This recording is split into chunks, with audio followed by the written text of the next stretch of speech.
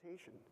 Our first presentation this morning is on the knowledge-aware maturity model. And I guess it's only fitting that the most mature member of our staff, Mr. Greg Burek, will be delivering that presentation. Greg is not only our most senior member, but, yeah, he's hobbling along over here. He's also one of the most affable, mild-mannered, loving guys that you're ever going to meet. We have a lot of fun around the office. He's got a couple grandkids, Jack and Keegan, that he loves to take to Tigers baseball games. Little known fact that Greg actually used to be Mr. Moffa's boss back at Ford, back in the day when these ideas around knowledge were being developed. So he's a very important part of our organization, having developed a lot of the foundation behind what we're going to be talking about. Lately, Greg has been spending a ton of time working in the shipbuilding industry and helping them come on board. You're going to be able to hear from the NSRP right before lunch. And without that, any further ado, please help me in welcoming Mr. Greg Burek.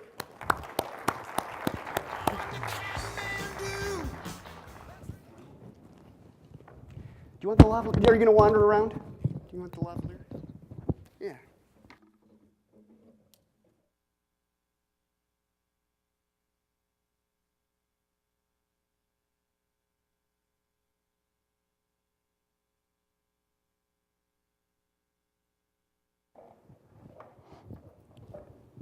How does that sound?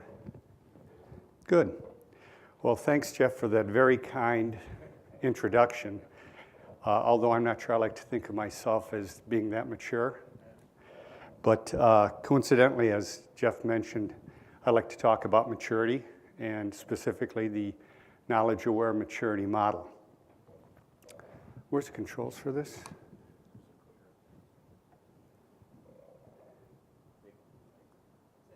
Perfect.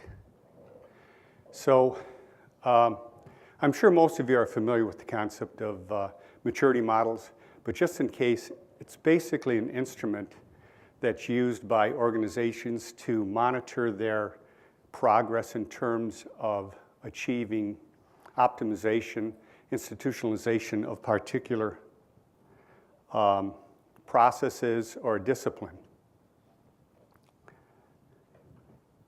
So the knowledge-aware model, as you can see right here, you're not going to be able to see too much. It's kind of an eye chart. But basically, it's a model that we've developed that allows us to kind of monitor the progress that an organization might have with regards to establishing processes, disciplines that take them from a situation where they're an ad hoc set of processes for managing certain things to defining processes, to identifying and capturing metrics that then they can use to optimize their processes overall. So the model itself consists of three major parts. The first is, along the left-hand side, we have four organizational elements that each of them typically capture a set of processes or disciplines in a particular area that help drive a company from an ad hoc situation to a situation where they can actually achieve total optimization. So we have across the left-hand side, we have the scope of enterprise engagement, which is kind of an effort to identify the organizational elements that might be in place for the maturity. The next one is retained knowledge allocation, and ultimately we have the bottom one, which is the organizational demand and health that measures the maturity of the organization in terms of having the right processes and people in place. So let's talk about each one individually. So the scope of the enterprise engagement, it addresses basically the scope of knowledge aware across the enterprise and ultimately the extended enterprise. So we're looking at identifying the communities. Are they local or are they actually enterprise-wide? When we look at the retained knowledge, we're looking at, is the organization actually capturing the knowledge in a way that is consistent that it's structured, or is it more ad hoc? When we go down to the knowledge allocation, this is where we talk about, is the organization committed to actually focusing on allocating the knowledge, or are we really just looking at documenting the knowledge and having people search for it? When we look at the organizational demand in health, we're addressing the level of institutionalization for the everyday workflow. And we're looking here for bottom-up demand as well as overall leadership from the organization to drive knowledge aware. Across the top, we have the 5 different levels of maturity: lagging, local, tactical, replication and expanding, strategic, and extended strategic. So at the lower level, level 1 or level 0 is lagging. At this point in time, there's really no active participation in terms of knowledge management or a generalized model that's used across the organization. It's random. Any collection of knowledge is pretty much happens by happenstance. It's local, and it might be, it's really dependent on individuals rather than a system. The next one for local and tactical, limited recognition. This is where people are starting to recognize the need to have some type of approach to managing knowledge and reusing that knowledge. So we might have it where it's going across a few parts of the organization, but still it's very limited, but people are starting to recognize the value. You go to the next one, which is the repeatable across the organizations and discipline. So now we're at the point where people are actually starting to share information and knowledge from one part to another, and we're getting to a point where it's more repeatable. Level 3, strategic, is where we've actually achieved institutionalization of knowledge aware. So it's now become a part of the organization, and it's now how business is done. It's how the work gets done. It's not considered an independent process. It's stitched right into how we do our work. Extended strategic, what that talks to is actually the fact that now we've gone beyond the borders of the standard organization, and we're capturing the supply base, and we're sharing our information and our assessments with them as well. The other element is the index of passive knowledge, moving up to active knowledge. There's 2 elements to this. This is the actual active delivery and the active structuring. And the active delivery, obviously, is we're not relying on a library. We're relying on a system that we actually assess and deliver the knowledge. The structure talks to the fact that when we put this knowledge together, we're putting it in a way that makes it intrinsically active. It's not something that somebody has to read and understand how it goes together. They understand inherently how it gets applied to their process. So as I mentioned earlier, this is kind of an eye chart, and it's tough to read, so let me go through each one individually. So first, the scope of enterprise engagement.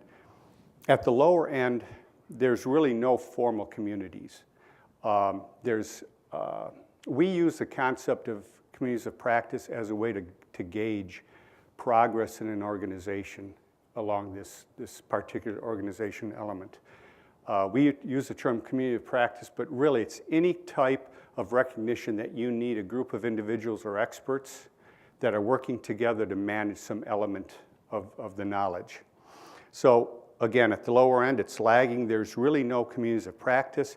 As you move to the right, you start to get to the point where we have a single community of practice that's very local. Next, you get to the point where you start seeing them populate in different areas of the company, and they're starting to connect with each other. Ultimately, when you get to the strategic aspect of it, it now becomes organic. It starts to grow automatically. People are sharing information, and they're starting to recognize the value of pushing and pulling knowledge from one community of practice to the other, because ultimately, what somebody's doing in one area of the company needs to be considered and captured for another part of the process in the organization. Again, ultimately, we get to the point where we might be sharing and leasing knowledge to our supply base and collecting information and results back from them in terms of how they've applied it and what the results were. Next, with regards to the retained knowledge, starting from the left-hand side, there's, again, this is where companies typically at level 0, when you have documents, you're not really putting together the thought in terms of how the knowledge has to be applied. The focus is more on knowledge management. Let's collect the knowledge, let's put it together, document it, and people will use it as they need it. But there's really no thought about delivering. Actually, the delivery of the knowledge is more of an afterthought than anything else.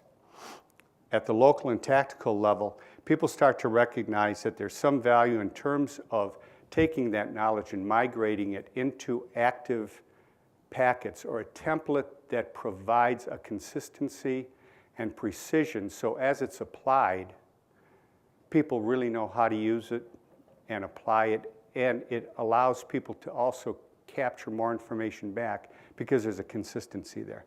But again, this is being applied at a very local level.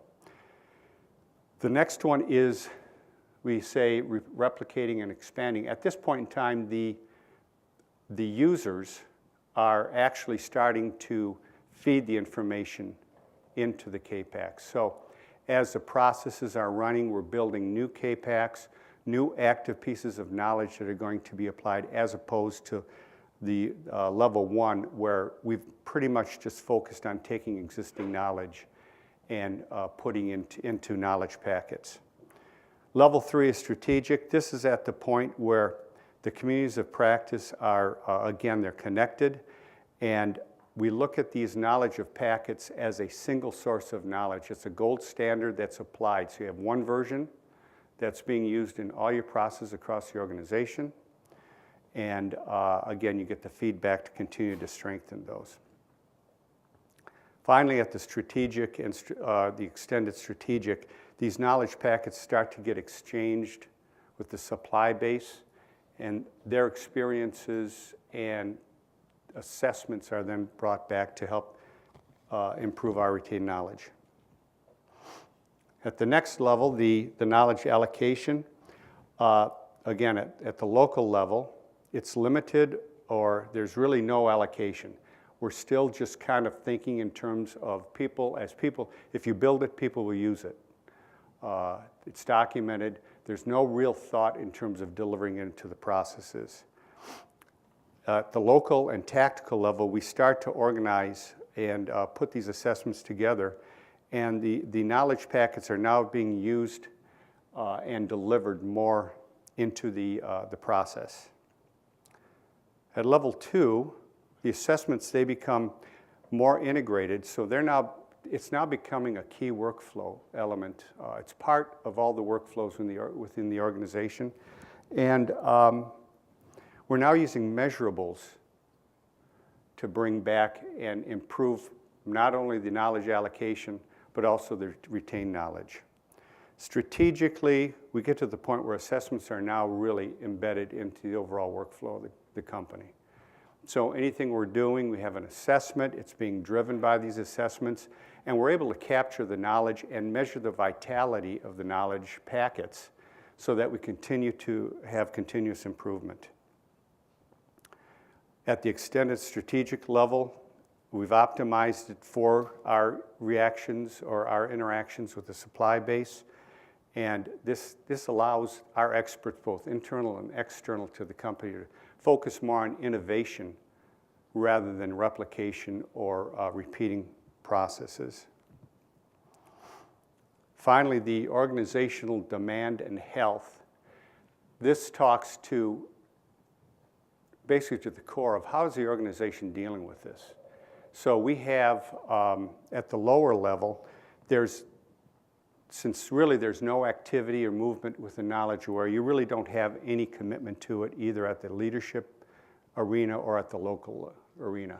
Stepping up to the local and tactical, you start to get more interest, but the the approach and the progress is really dependent upon a particular advocate or a leader in a local area, somebody that sees the value in knowledge aware, and they take the initiative to start testing it, experimenting with it. And there's really no broad understanding of it yet, so the concept of a bottom-up demand is just starting to percolate.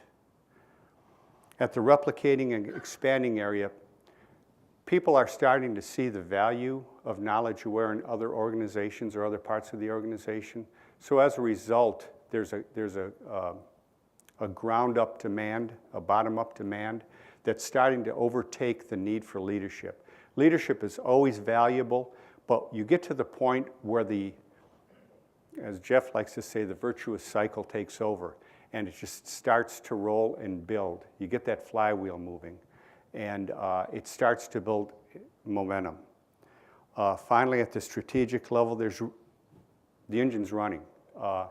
It's part of the way we're doing business.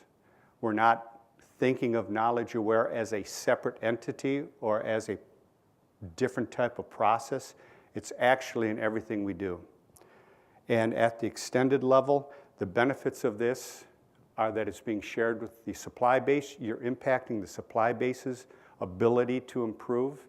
And as a result, the overall organization is becoming a learning organization. So hopefully that sheds some light on what we think in terms of knowledge aware. And I think at this point we ask the polling question, which would be based on this assessment. Oh, before I go into that, there's a couple things I did want to mention. First of all, as you go through this, it's obvious that there's no particular clean, precise way to define. An organization is probably at different levels at the various different elements. But there's a general sense that you can think in terms of the level you're at. The other one is that obviously it's not precise.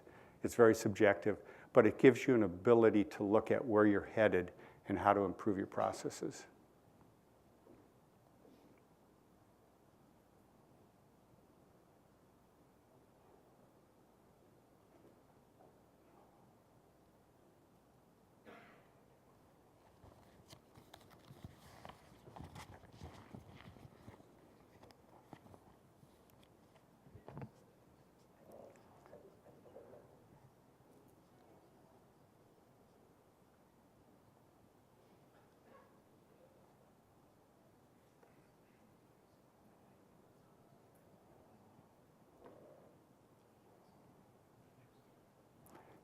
That's pretty much where I would expect it to be. Are there any questions?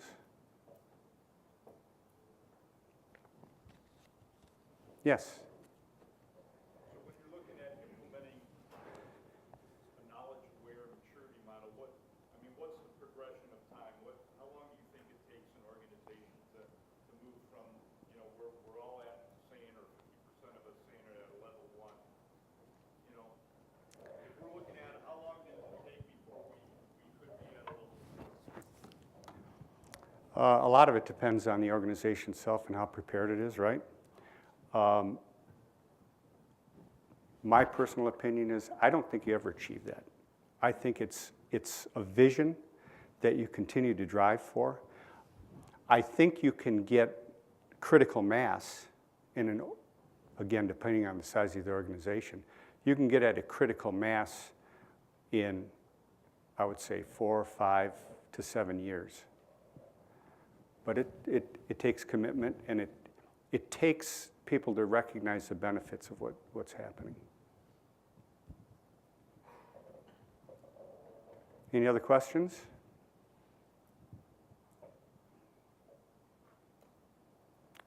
Okay, thank you very much. I have 55 seconds left. I can juggle.